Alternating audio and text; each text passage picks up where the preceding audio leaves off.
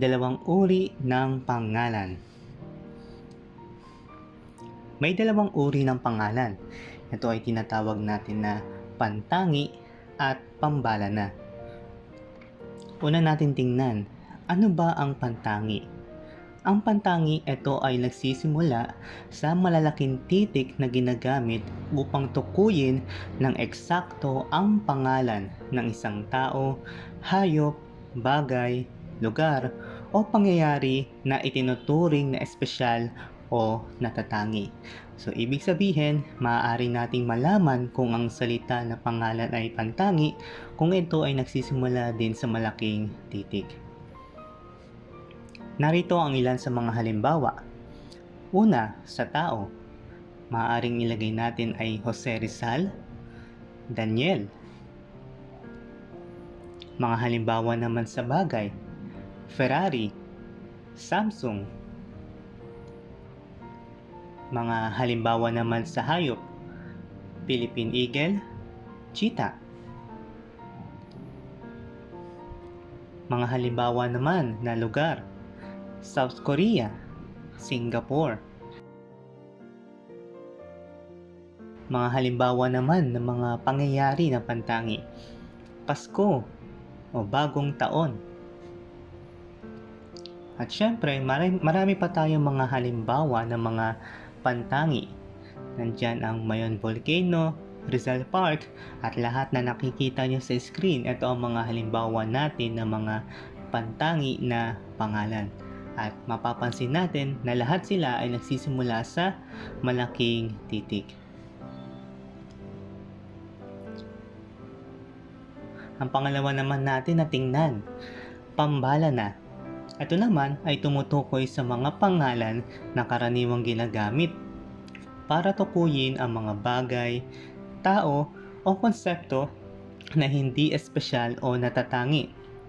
Ito ay mga pangalang pangkaraniwan lamang at ito ay nagsisimula naman sa mga maliliit na titik. Ilan sa mga halimbawa nito, halimbawa sa tao, kuya, ate. Napansin nyo ba?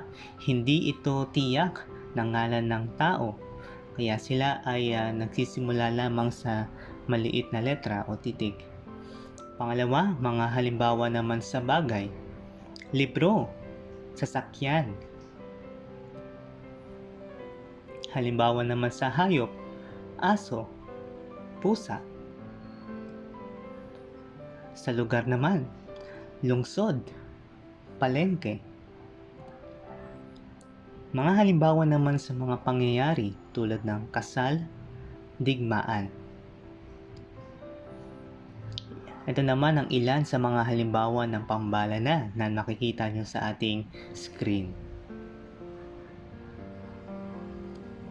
Tara, subukan natin na sagutan ninyo ang mga ipapakita natin sa mga susunod na slides sa ating video. Sabihin lamang kung ito ay pantangi o pambalana. Kainan, ito ba ay pantangi o pambalana? Ang tamang sagot, pambalana. Sunod naman, ospital. Ito ba ay pantangi o pambalana?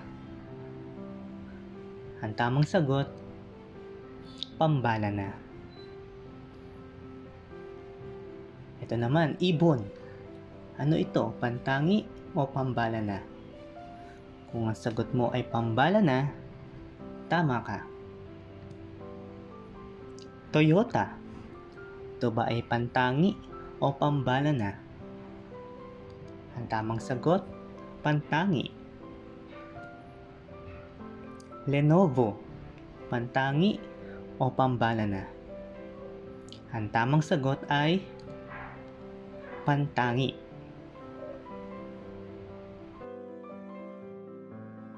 Para sa mga nais makakuha ng mga libreng kopya ng mga worksheets, maaaring i-download ito ng libre sa ating website.